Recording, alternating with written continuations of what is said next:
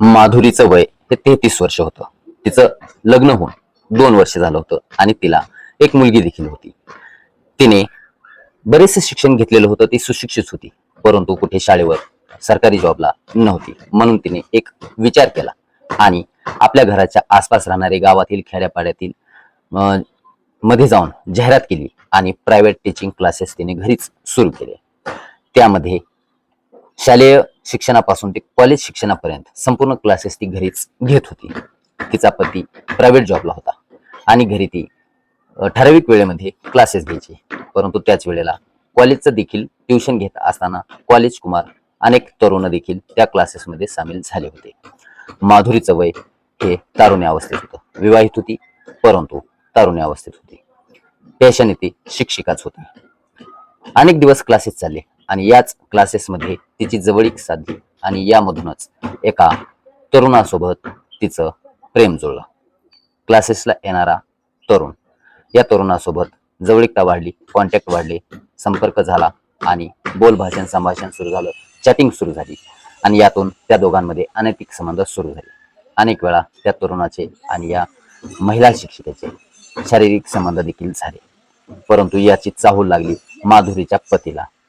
माधुरीच्या पतीने जेव्हा हा विषय काढला त्यावेळेला माधुरीने वाद घालायला सुरुवात केली. माधुरीने सांगितलं की हो, माझं प्रेम प्रकरण आहे, मला त्याच्यासोबत राहायचं आहे.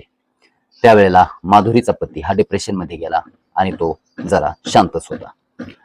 पुन्हा काही दिवस गेले आणि त्याला असंही असा त्रास होऊ लागला, मानसिक त्रास होऊ लागला, कारण त्याच्या डोळ्यासमोरच त्याची पत्नी त्या विद्यार्थ्यासोबत नको ती चाळी करत होती.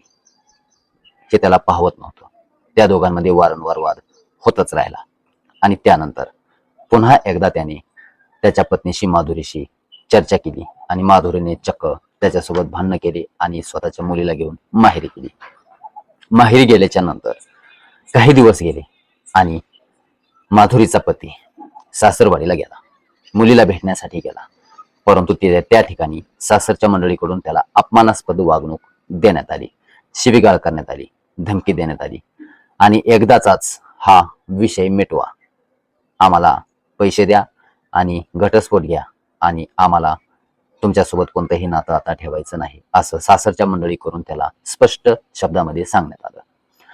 माधुरी, त्याची पत्नी जी होती शिक्षिका, माधुरी देखील म्हटली की मला माझं ज्या तरुणासोबत प्रेम आहे, मला त्याच्यासोबतच सुखी संसार करायचा आहे, मला तुमच्यासोबत राहायचं नाही. त्यावेळेला त्याच्या पायाखालची वाळू सरकली आणि तो दबक्या पावलाने, दुखावलेल्या अंतकरणाने घरी गेला. घरी गेल्याच्या नंतर पुन्हा एकदा त्याच्या डोक्यामध्ये त्रास झाला आणि त्याने पोलीस स्टेशन गाठलं. पोलीस स्टेशनमध्ये गेल्याच्या नंतर पोलिसांमध्ये तक्रार दिली आणि पत्नीच्या आणि बाह्य तरुणाच्या विरोधामध्ये तक्रार दिली. पोलिसांनी कसून चौकशी करायला सुरुवात केली आणि विविध एव्हिडन्स, पुरावे याच्यावरून यांच्यामध्ये आरोप सिद्ध झाले आणि दोघांवरही गुन्हा दाखल करण्यात आला. परंतु यामध्ये दोघांची सहमती असल्यामुळे कायदा सुव्यवस्था हा बाजू सर्वांची ऐकून घेत असतो आणि सहमती असेल, विरोध नसेल, एकतर्फी नसेल तर कायदा देखील त्या बाजूने उभा राहतो. परंतु या घटनेमध्ये जे घडलं ते एक माणुसकीला काळिमा फासणार आहे. कारण शिक्षिका असणाऱ्या विवाहित महिलेचं प्रेम हे विद्यार्थ्यावर जडलं, तरुण विद्यार्थ्यावर जडलेलं हे प्रेम प्रकरण आणि त्याच्यासोबत संसार थाटण्याचं स्वप्न हे आज एका सुखी कुटुंबाला, सुखी संसाराला उद्ध्वस्त करणारं होतं, हे या घटनेतून आपल्याला दिसून आलं. ही घडलेली घटना आहे चंदीगड येथे. चंदीगडमध्ये घडलेली ही घटना आज माणुसकीला काळिमा फासते. पुढील तपास तर सुरूच आहे, परंतु झालेला माधुरीच्या पतीवर झालेला तो अन्याय, त्या निष्पाप मुलीचा जीवन, या संपूर्ण घटनेमध्ये आपल्याला काय शिकायला मिळालं? आपली प्रतिक्रिया कमेंट बॉक्समध्ये कळवा. रिअल मराठी क्राईम स्टोरीज पाहण्यासाठी, देश दुनियातील घडामोडी पाहण्यासाठी चॅनल सोबत राहा. भेटूया पुढील अशाच एका नवीन घडामोडीसोबत, ताज्या रिअल मराठी क्राईम स्टोरी सोबत. तोपर्यंत धन्यवाद. चॅनल सोबत राहा. भेटूया पुढील अशाच एका नवीन घडामोडीसोबत, ताज्या रिअल मराठी क्राईम स्टोरी सोबत. तोपर्यंत धन्यवाद. चॅनल सोबत राहा. भेटूया पुढील अशाच एका नवीन